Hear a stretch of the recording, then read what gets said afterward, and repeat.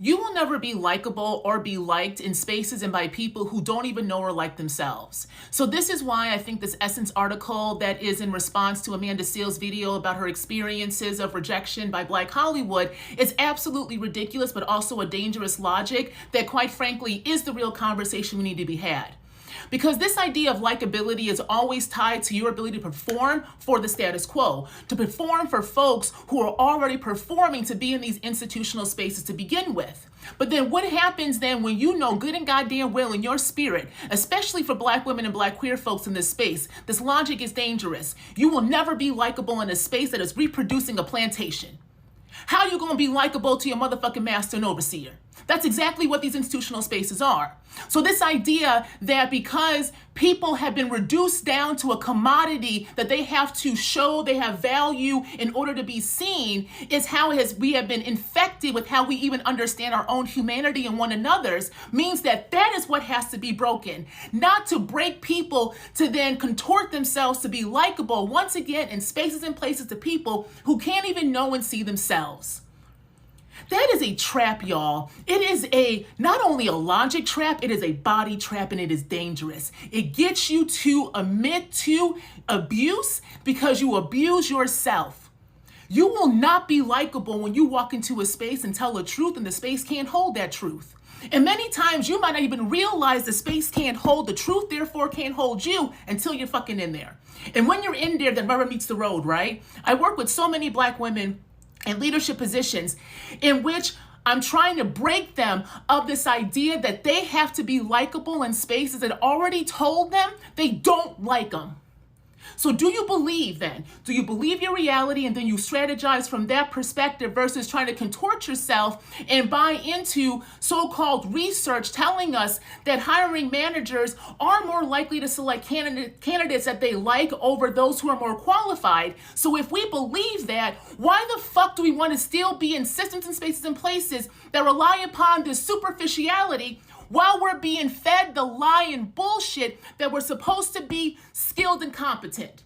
This is exactly how they get Black and brown folks and queer folks and disabled folks and folks at the margins to give up more of ourselves, and then they tell us that we're the imposters. Baby, we ain't got no fucking imposter syndrome. We're operating in a machine that makes no logical goddamn sense while spewing out nonsense and telling us that the only way you're going to be successful is if you shut the fuck up and you become likable, again, to spaces and people who don't even like themselves.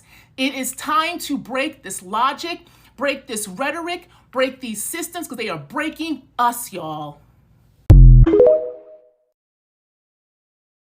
In this whole likability discourse that's going on now because of that Essence article, something that I want to highlight is if you're choosing to deploy likability as a strategy of survival in an extractive system, then you must be very careful that at the end of that strategy that you still like yourself. See, there's a cost to likability, y'all, like anything else in an extractive system. So what is the cost analysis? When you contort yourself, when you feel as if you must figure out what it means to even be likable in a space, you are then putting in the forefront somebody else's perception of you. Okay, we do that a lot, right? But there's a cost to that. There's going to be a cost to your body, there's going to be a cost to your mind, and there's going to be a cost to your spirit.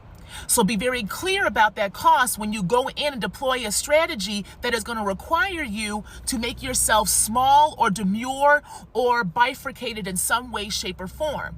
Your body will have a cost for that. It will catch up to you. You will feel the impact and effects of having to figure out what it means to be palatable upon the tongues of folks who can barely hold seasoning, yet all you do is bring fire. What does that do to your fire when you must quelch it down in order to, again, sit on the mouths of somebody else so that it's palatable for them? Will you like yourself after that? That's a real question, y'all. And I want you to answer that without judgment, okay? This is what strategy is. Strategy is taking a step back and understanding what is possible out there for you. And then figuring out, okay, what is my end goal? And the strategy I want to deploy for that end goal, can I allow myself to be reflective upon whether it's really working or not?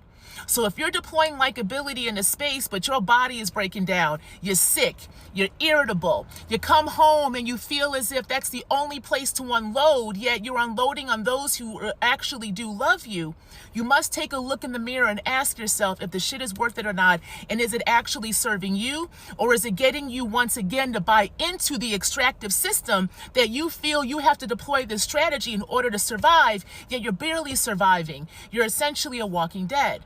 So, engage the analysis, y'all, and then make the choice, because you do have a choice. Even if the choice is shit and shit, you still have a choice. This is you taking back your power. When you take back your power in a society that also taught us to give up our power and authority to something external, it's going to be uncomfortable off the bat as you figure out how to work with that energy. But do it anyway, y'all. So again, if you want to deploy likability, ask yourself what the cost is, and if the cost is worth it, and if it's not, then that is the permission you are giving yourself to figure out another way to actually live. And it's okay to live, y'all. You ain't gotta just survive. That's the lie racial capitalism taught us all. Like, share, and follow for more.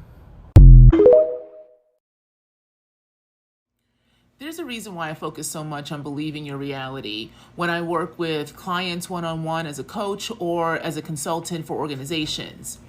It's because we have always been fed this kind of idea that time is linear and progressive, and that we all operate within the same time frame. Therefore, we have a universal past that shapes a universal present, making for us a so-called universal future. Yet our experiences tell us that that is absolutely not true. We all do not operate in the same time, nor in the same reality. Depending upon how your body is marked in society and how that society then dictates those markings are ranked, will then shape the time you are in and the realities that come from that.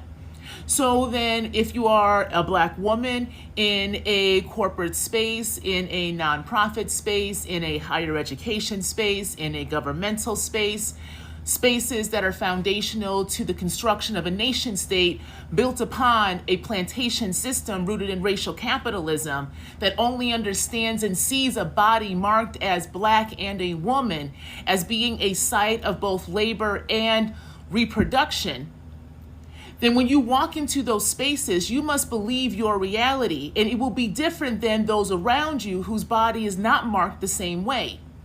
For their identities, they will then dictate how that space will use that vessel.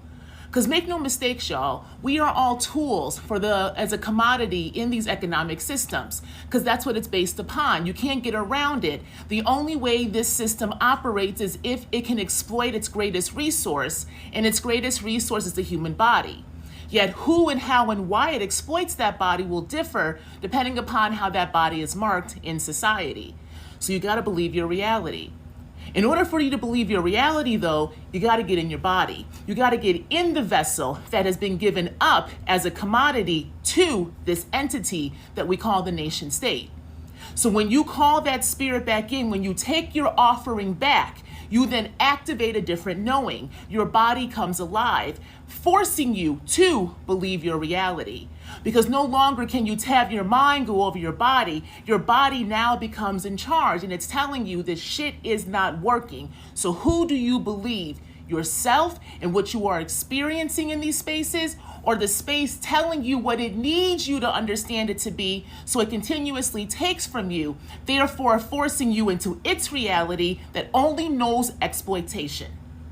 So if you are interested in working with somebody that can help you not only believe your reality, but then use that as a basis for you strategizing how you center yourself, therefore centering your humanity and operating from there, check out the link in my profile for more. Like, share, and follow.